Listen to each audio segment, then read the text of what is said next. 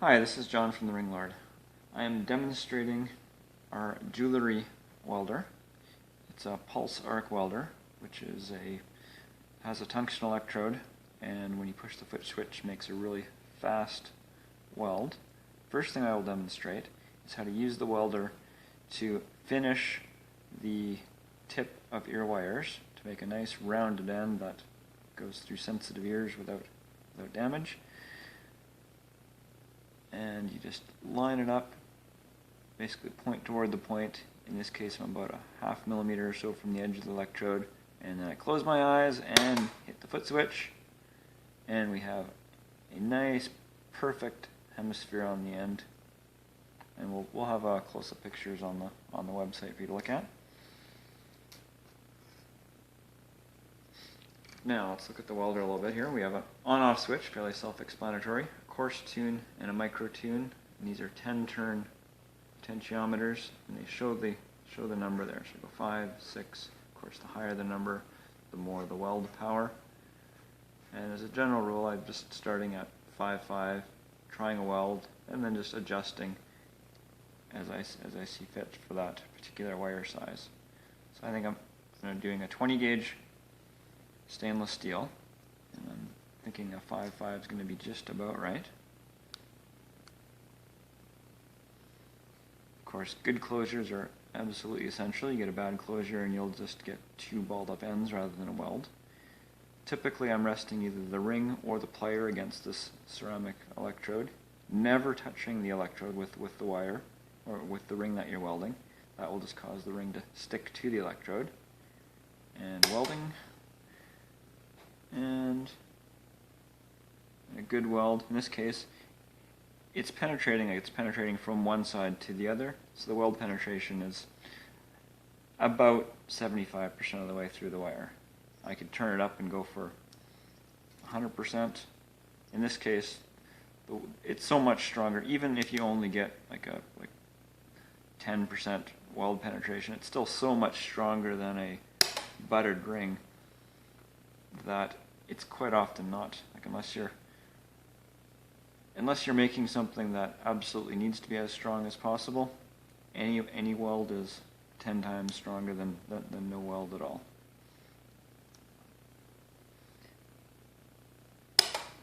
And just as a quick test to see, like typically here, if I just show you a buttered ring as a comparison, if I had butted chain, and I just sort of grab the chain and pull, so let's grab it a little bit more firmly and pull. In that case it took, I don't know, maybe 10-20 pounds worth of force to pull it apart. With this welded chain, I'll get a really good grip. I am pulling about as hard as I can, and absolutely nothing. Oh, I do get a little bit of warping on this ring from grabbing it so tightly. But a good way to test a ring is take a plier, sort of grind some notches in it such that it doesn't come flying off the end, and you can sort of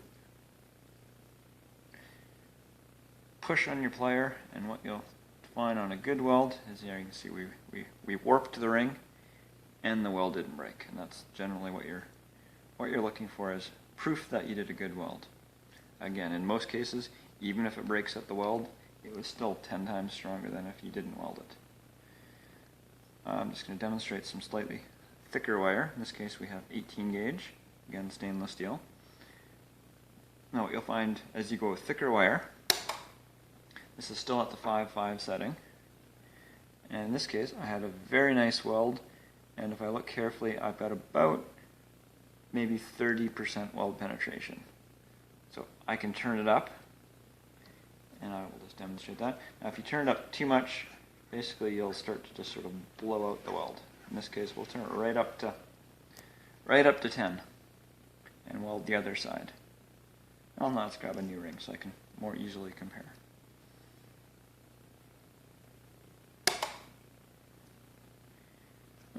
Surprisingly little difference. What I quite often have found on these welders is, despite one being called coarse coarse tune and one being called micro tune, they really sort of are more or less equal. And I find that just think of it as adding the two numbers seems to be more accurate than one having more effect than the other. So this is at full power. Definitely more of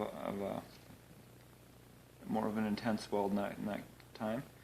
I would say that on an 18 gauge ring at full power, we're getting about 50% weld penetration. So that means that if I take this ring and weld it once on one side, flip it around, weld it again on the other side, we now have pretty much fully welded ring, which should be incredibly strong.